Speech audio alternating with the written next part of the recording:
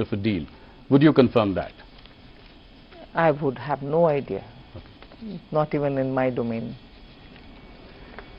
Let me move to something else, which is that RBI has reduced benchmark repo rates by about 125 basis points since 2025. But the 10-year bond yields has increased, which means high borrowing costs. How do we tackle this? How do we reduce the cost of borrowing? I think we are very conscious that yields are going up. Again, without shifting the blame or the responsibility, it is dependent on so many different factors. Yes, crowding in is one of the things on which the market gets heated up and yields can go up. But it's a fact that given the levels of developmental activities which all of us want to ramp up, both central government and state governments, going to the market is one way of raising your fund. But the yields going up also pushes back, and therefore people who want to look at better timing go back without raising the funds. So there is this concern, and that itself could be a deterrent for many states because they cannot afford it. Yes. So it's a very evolving situation. We'll have to see how it goes. Okay. Finance Minister, your party has always stood for a strong rupee. But you know, if you look at the Indian rupee in the last 1 year, it's been on a losing streak. It's almost lost 10% against the dollar, around 16% against the euro. Are you comfortable with this level of the rupee, and are you happy with the steps that the RBI is taking to maintain it? Let's understand one thing. Our party, yes, was in favor of and is in favor of always a strong rupee, no doubt. But it's also got to be predicated in the context of how the economy is. Economy suffering from high inflation, economy being fragile, and your rupee value also not in a good position, makes it really hard and difficult for everybody. But one thing I can clearly say is economy is fine and fit. Yes. Your macroeconomic fundamentals are strong. And that's not to say, look, therefore are you being indifferent to rupee-dollar exchange rate? I'm not indifferent. But I'll also look at it from the realistic challenges that we have to understand where rupee is finding itself now. Reserve Bank is closely monitoring. So you are saying that you are comfortable with this situation at the moment? I'm leaving it there. I don't think I will say I'm comfortable, not comfortable. I'll leave it there. Okay. India's holding of US Treasury bonds have declined about 25% compared to the peak of 2023. At the same time, Reserve Bank of India has increased its holdings on gold. Do you see this trend continuing? I think many central banks, not just Reserve Bank of India, are pitching to buy more gold, and India seems to be following the trend. Okay. And silver by 250%. How do you see this in the last 1 year, this phenomenon? The uncertainties in the world are making people to fall back on, let's say, time-proven asset, which is gold. And that's bound to be because it is beyond anyone's fair assessment to see where things will move, and therefore the demand for gold. Okay. That brings me to the next point, which was also discussed a lot this budget. Capital gains on sovereign gold bonds purchased in the secondary market. Market participants feel this is some kind of a retrospective tax. Do you agree with that? What was the logic behind this? No. The intent of the sovereign gold bond was at the time of the issuance and also making sure that you hold it the full term. Yes. So those are the two boxes to be checked. If you are doing one and not the other, you picked it up not at the time of issuance but from the secondary markets, one of the boxes not getting ticked, and therefore you're taxed. You bought it during issuance, but you're not holding it full term. Right. One box is not checked, so you're being taxed. It's only when you have taken it at issuance and you're holding it full term, Yes. you get that concession. So every other, which there are only 4 situations, right? So the other 3 situations where both the boxes are not getting checked Is where you understand. You've set up a committee to review the banking sector. What will be the remit of this committee? What are the timelines that you are looking at? Could you give us some details? I've not worked on the TOR yet, Okay. but the broad intent was that towards Viksit Bharat, there couldn't be better time for us, especially now when the bank's health is very good. We would want from that strength to understand where we can go and how do we go, which is the path that we take to go there. So that is where we want that committee to work.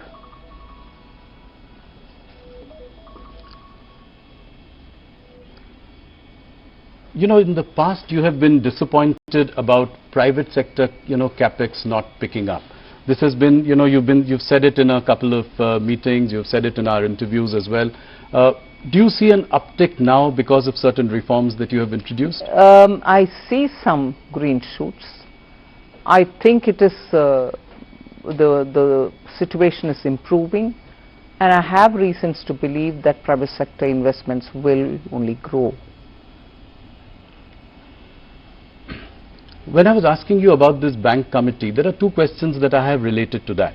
One is, are you looking at the consolidation of PSU banks? Some mega banks as opposed to a whole lot of PSU banks today. And the second, would you allow conglomerates, Indian private conglomerates, to get into banking? That's for the committee to tell me. Of course, I've told you that the terms of reference is not made yet. But obviously, when you're looking at banking for Viksit Bharat, banking sector for a Viksit Bharat, there are many core such issues which the committee will have to look into. We'll wait and see what they have to say.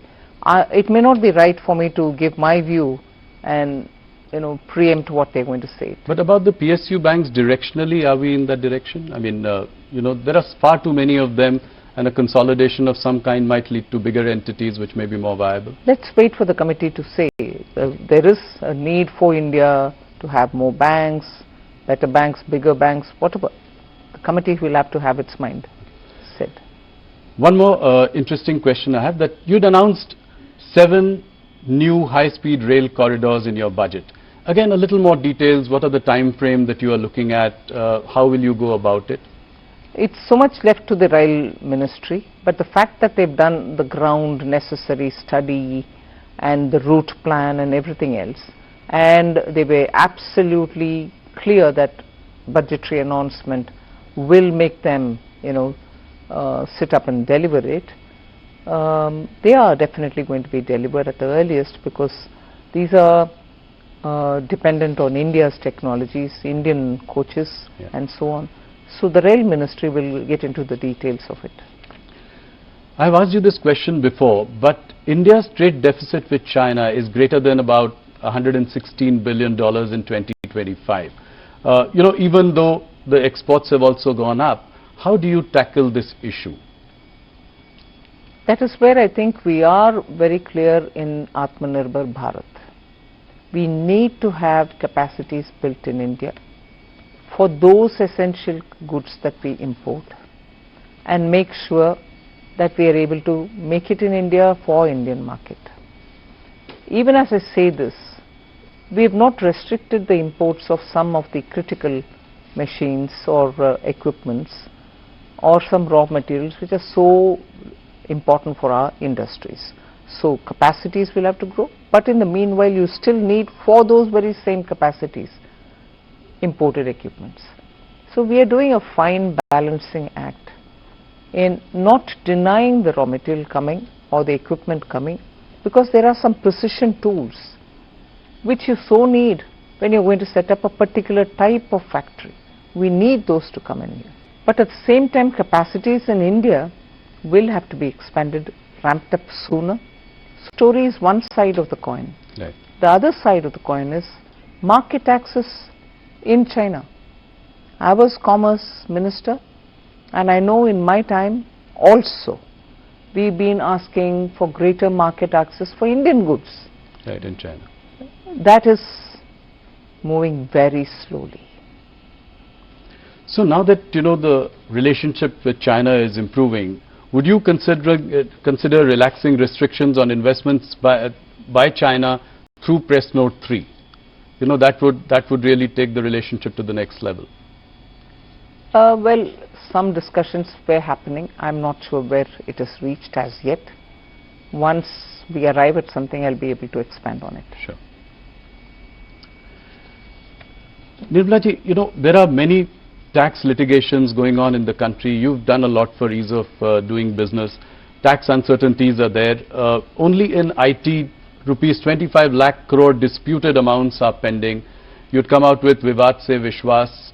I don't know how successful that was. How do we solve this problem as well? I think even in this budget I have given both for direct and indirect taxes ways in which we can settle such disputes. Even in the last budget we had made very clear that in some cases where the department, the board does not have to go appealing against a verdict, we should sit back and say no, we are not appealing. One level of the court has decided, we go in favor of the SSC. So the approach should have to be more to settle and not pursue further. Yes. And that is today's understanding in both the boards. And I'm so happy for it, because now therefore most of our measures are in that route, that we don't go appealing just because we want to earn a few hundred more rupees. Okay. Nirmala ji, disinvestment target is something that is missed almost every year in the last few years. This year also you've taken an ambitious target of 80,000 crore for the coming year. How is it going to be achieved? I've heard, your press conference where it was discussed about IDBI. But what about Shipping Corporation, BPCL, BMEL, Container Corporation and so on? Can you give us some broad roadmap on the way I'm forward? not repeating my answers, but I also want to underline the fact that when government has decided in the cabinet that a certain number of disinvestments will have to happen, it's a duty to honor it. Yes. We will never be able to bypass it and say no, unless the decision itself is changed by the cabinet, and no decision has changed till now. Earlier it was, at least a few years ago, it was COVID affected market, economy reviving market, so we had to be cautious about going to the market when it is not so suitable and so on. But I'm very clear that I will be focusing also now on disinvestment, having given quite a few concessions in direct taxation, having been given in GST indirect taxation. My revenue also will have to be looked at from the point of view of what I'm going to get out of disinvestment. Yes.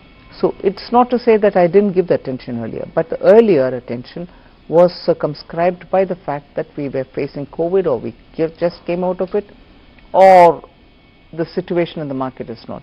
And some sectors do well, and therefore you can take them forward faster. Yes. Some others take their own time.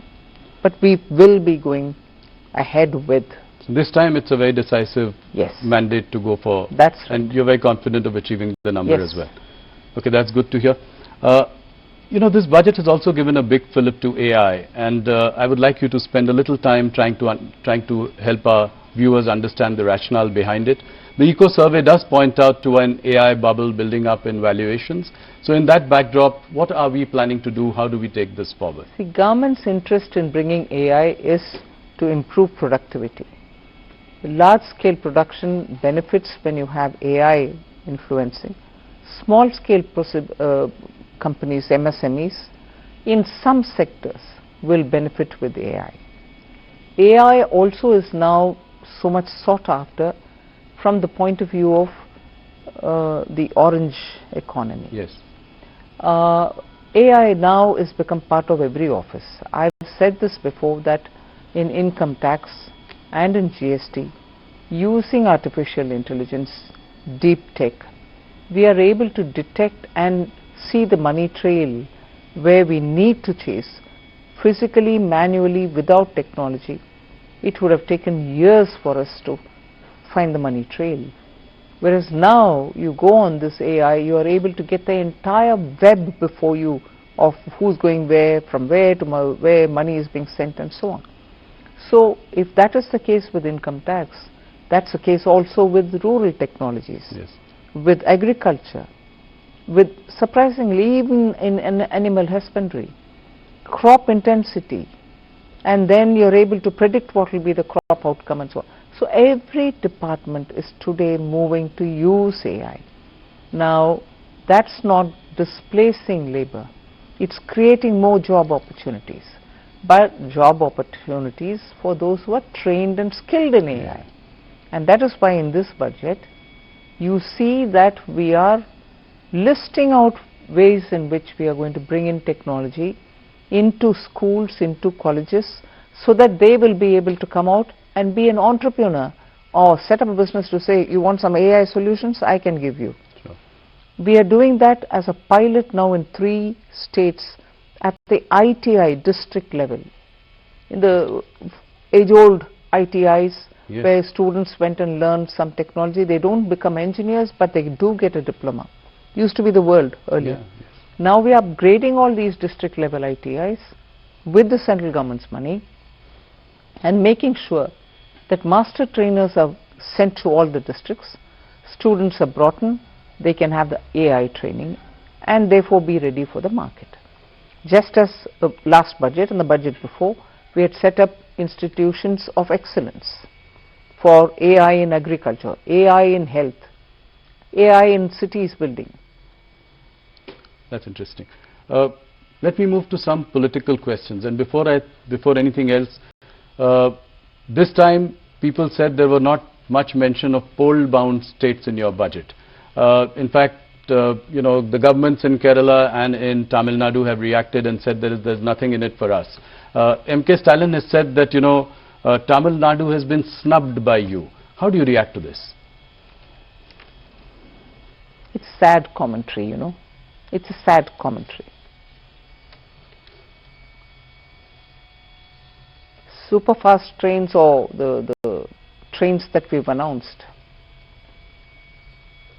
not bullet, but the high-speed Yes. trains are going to Chennai, they're getting connected to Hyderabad, they're getting connected to Bengaluru. In fact, I was reading somewhere that once this comes in, the travel time between Chennai to Bangalore will be 1 hour and 30 minutes or something like that. Yeah. Is that not happening for Tamil Nadu? I had gone a couple of years ago when that Oki cyclone happened to Tamil Nadu, particularly to the districts which are adjacent to the coast. Every coconut tree had fallen flat. We couldn't even get enough saplings for those farmers that time, because everywhere they were looking at saplings from Karnataka and so on. Now Kerala and Tamil Nadu, both of them are election-bound states. Yes. Coconut trees there, every farmer is going to get benefited because they can replace old trees which are not giving yield with fresh saplings. Coconut promotion doesn't benefit pole-bound Tamil Nadu, doesn't benefit pole-bound Kerala. The rare earth corridors, Yes. both Kerala and Tamil Nadu get it. Pole-bound states. Yes. In fact, if I can say, defense corridor is in Tamil Nadu. Now they get the second corridor, which is rare earth corridor. Are they suggesting that these are not activities which are going to benefit Tamil Nadu? I've taken the name and said,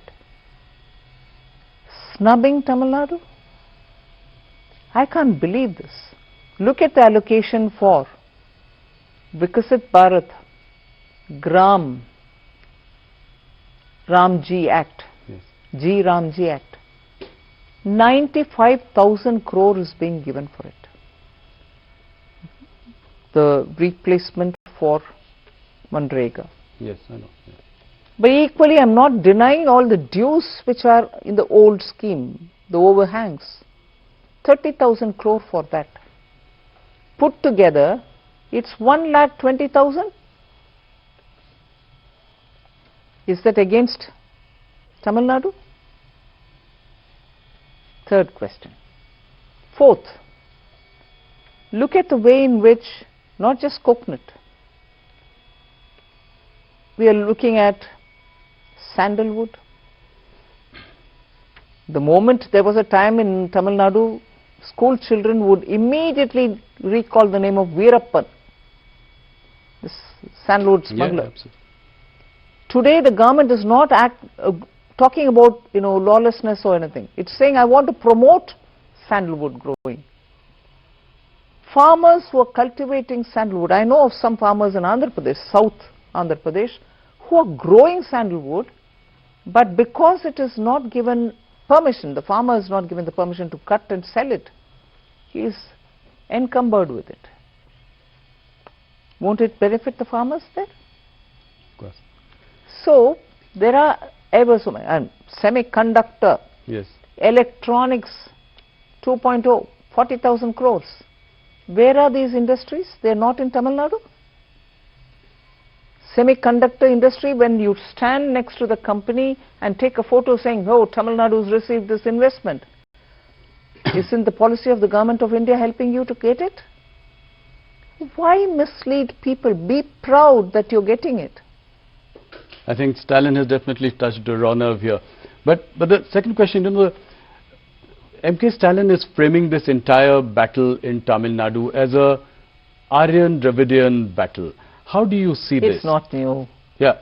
No, how do you see this, and what do you think are the narratives that are being said for this It's election? a completely separatist mindset which rules the ruling party of Tamil Nadu. They've lived with it. They continue doing it. It is a tendency to make Tamil Nadu appear very different from rest of India and give a picture of we don't care what you do, we are a separate state. That mindset is what they want to feed continuously, Yes. which worries me. People of Tamil Nadu are not like that. The current leadership of Tamil Nadu wants to play on this wedge driving. And that is why for every such comment that they get, there are people who respond, and these people would build on it. It's a sad state. I'm not sure I want to credit anybody, but Tamil Nadu has not seen it this bad as it is seeing it under current dispensation. But why has BJP not really done well in Tamil Nadu? You have a vote share of about... It will take time. And how confident are you to... A national party like Congress, Yes. which lost power 60 years ago in Tamil Nadu, is playing fiddle to the current government, and it is always standing up only with the crutches of a party with whose alliance they try to win some MLAs and few MPs. They are not able to come back to power. Whereas Tamil Nadu was never under BJP, we are now trying to serve the people and enter to win some seats, and also now we hope we'll be able to, the alliance will be able to form a government there. How big is the Vijay TVK factor in Tamil Nadu? DMK is saying that, the Bharatiya Janata Party, the government is coercing, harassing Vijay to join the NDA so that they can... Who's saying that? Stalin and, DMK. I mean, they are saying that, they are trying to CBI raids on him, his film's not being released. How do you see this? Is he that big a factor in this election? If anybody who's got to be afraid of a factor who's big and who's worrying, is the party which is in ruling. So why should we be upset about, if he's a threat to the ruling DMK? I don't need to be worried about it. But if he's on your side, then it can make a difference. That's a different story. So DMK being worried about Vijay, I can understand it, because DMK on Vijay on the one side, either with or without us, the ADMK alliance, the NDA alliance, now very strong, also coming up, are all making DMK, although they are in power, completely insecure. That is why you find all kinds of freebies being announced even now. If you've been in power 5 years and you've governed well, Whereas I would allege that they didn't govern well because lawlessness, drugs, like never before in Tamil Nadu. But if you had governed well, and if you, that's what you claim, why would you want to throw all these freebies now? But is the BJP worried that, Vijay could come together with Congress? They are both making overtures with, to each other. So is that a worry that, that could be a formidable combination in Tamil Nadu? Where's Congress in Tamil Nadu? Despite the crutches that they're holding, the DMK crutches that they're holding, where's Congress? And today it's a divided house. Congress in Tamil Nadu is a divided house. Let them make up their mind where they want to be. One group wants to go with TVK. Yes. And the other group wants to remain with DMK. They've embarrassed themselves by wanting to be there, reap benefits there, but yet wanting to go to a new alliance. But Haven't they messed themselves up? But do you think Vijay is the X factor this election, and is he consequential this time? Only the election can prove it. Nirmala ji, News 18 को ये interview, exclusive interview देने का आपको बहुत बहुत धन्यवाद। Budget के बाद ये आपका पहला इंटरव्यू है। हमारे हिंदी दर्शक आपसे जानना चाहते हैं कुछ सवाल। सबसे पहला सवाल मेरा ये है कि इस बजट से आम आदमी को क्या मिला? मैं मानती हूँ बहुत कुछ मिला है, क्योंकि ग्रामीण इलाका में शुरुआत करती हूँ महिला से। जी। वो शी मार्ट जो हमने अनाउंस किया है, वो क्या है?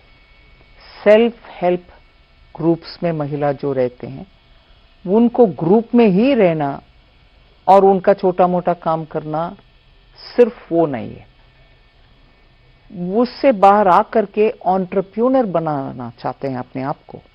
शी मार्ट के द्वारा वो हो पाएगा। लखपति दीदी का सक्सेस गांव-गांव में बात करने लगे और लोग समझते हैं उससे क्या इम्पैक्ट हुआ है। इसीलिए वो एक बड़ा सा कदम रूरल महिला के लिए। दूसरा, जहां हम मछुआरे और ऑल्सो एनिमल हस्बेंड्री के लिए सपोर्ट दे रहे हैं जी। उधर महिला ज्यादातर काम करती हैं, कम से कम समुद्र तट पर जो फिशरमैन रहते हैं उनके परिवारों में। मैं इतना इनलैंड वाटरवेज के बगल में जो नॉर्थ इंडिया में तालाब में, नदी में मछुआरे रहते हैं, निषाद लोग रहते हैं, उन एग्जाम्पल को नहीं लेते हुए बोल रही हूं। पकड़कर समुद्र से मछली ले आने के बाद महिला प्रोसेस करते हैं उनका, महिला ही उसका साफ सुथरा करके गांव में जाकर के सेल करते हैं। मगर आजकल बहुत सारे एनजीओस आए हैं, उनके द्वारा भी उनका आज प्रोसेसिंग हाई लेवल में करके ब्रांड के साथ सेल करने का प्रयत्न भी चल रही है। सो उसमें मछुआरे फैमिलीज में महिला जो है उनका भी एक योगदान है। मैं इनलैंड वाटरवेज के जब बात करती हूं, जो Orissa, mineral rich belts, Jharkhand उधर और बंगाल से होती है, उस इलाके में, और जब 500 तालाब को पुनर्निर्माण करने के लिए हम बात करते हैं, ये सब रूरल इकोनॉमी को बढ़ावा देने के लिए ही सॉल्यूशन है। उससे रूरल इकोनॉमी का सिचुएशन इंप्रूव होगा। युवा के लिए, ग्रामीण युवा के लिए ही डिस्ट्रिक्ट में 1 मिनट पहले आपको एक्सप्लेन कर रही थी, एआई ट्रेनिंग युवा के लिए कैसे मिल पाएगा, सरकार उसमें कैसे इन्वेस्टमेंट कर रही है। लड़कियां लड़कों को उधर ही बेनिफिट एआई सीखने के लिए। और साइंस एजुकेशन में महिला आने में दिक्कत इसीलिए होता है कि उनका रहने का व्यवस्था नहीं होता जी। हर एक डिस्ट्रिक्ट में, जिला में एक महिला हॉस्टल बनाने का ये काम जो अनाउंसमेंट हुआ कल बजट में, वो रूरल महिला के लिए, रूरल लड़कियां जो कॉलेज में आने के लिए। एक और बात जोड़ती हूं, वो बड़ा सा एक अनाउंसमेंट है।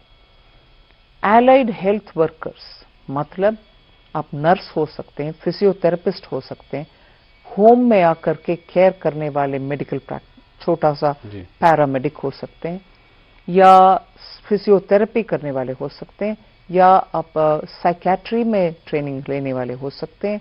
ऐसे 10 मेडिसिन से जुड़ा हुआ पैरा मेडिकल प्रोफेशनल का ट्रेनिंग का जो अनाउंसमेंट हुआ, इससे हमारे टियर 2, टियर 3 गांवों में रहने वाले युवाओं को एक अच्छा सा मौका, पक्का ट्रेनिंग मिलेगा, उसके बाद तुरंत उनको जॉब मिलने का भी इसमें प्रावधान है। ऐसे में तो इस 4-5 बजट हो सकते हैं। तो इस बजट में जॉब क्रिएशन एक बड़ा फैक्टर होगा, आपको ये स्किलिंग भी और जॉब दोनों।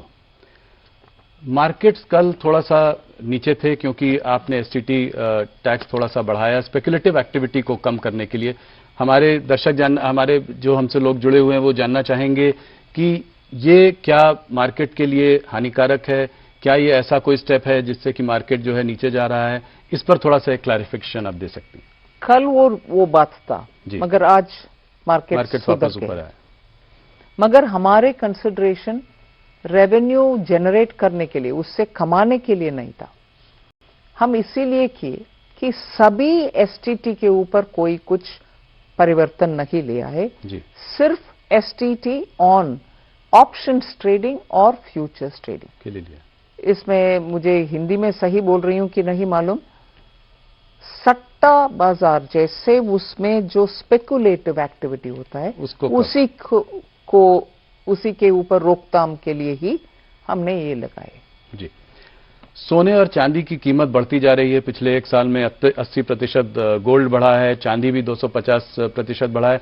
हमारे दर्शक जानना चाहेंगे आपसे कि ये ट्रेंड की क्या वजह है और आगे इस ट्रेंड को आप कैसे देखती हैं? वजह यह है कि दुनिया भर के अनसर्टनिटी, युद्ध चल रहा है, टैरिफ वॉर चल रहा है, जहां से आप इंपोर्ट, भारत देश में सोने का खजाना कुछ नहीं है तो इतना एक्सप्लोरेशन भी होता नहीं है, और पुराने जमाने के गोल्ड माइंस जो कोलार था, डायमंड के लिए पन्ना मध्य प्रदेश में, इन सब में अभी प्रोडक्शन लगातार नहीं के बराबर आ गया है। सो हर एक ग्राम गोल्ड इस देश में इंपोर्ट की वजह से ही आता है। सो विदेश में अगर उसका डिमांड बढ़ गए या उसका प्रोडक्शन कम हो गए, दाम बढ़ गए, क्योंकि वो उधर से इधर आता है, इसलिए उसका। एक आखिरी सवाल, हमारे दर्शक ये जानना चाहेंगे कि कीमतें बढ़ेंगी इस देश में आने वाले समय में या कम होंगी? कीमतों के दर में क्या? पिछले 2 साल से हम इन्फ्लेशन को कंट्रोल में रख रहे हैं। जी, अभी एक आध ऐसे एक्सपर्ट्स भी बोल रहे हैं इन्फ्लेशन थोड़ा बढ़ना इकोनॉमी के लिए अच्छा होगा, आप सोच लो। हम इन्फ्लेशन को एकदम नियंत्रण में रख रहे हैं, उसके कारण ही आज इकोनॉमी में सब लोग को बाहर जाकर के कुछ खरीदना है तो अफोर्डेबल प्राइसेस में मिल रहा है चीज। हम उसी रास्ते पर उसको नियंत्रण में रखें। ये जानकर सबको खुशी होगी, आपने इतनी सफाई दी इन सब चीजों पर। बजट